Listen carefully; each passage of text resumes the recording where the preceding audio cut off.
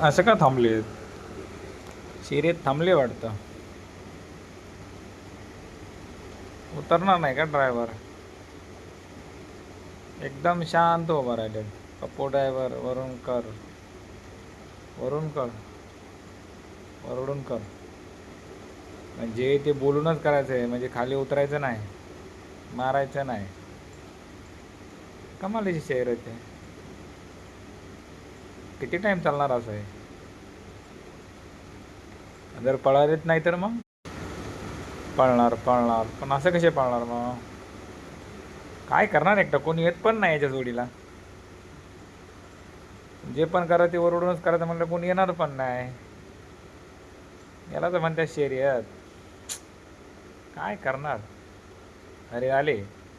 आता कोण पळवणार? बसून नाही अशीच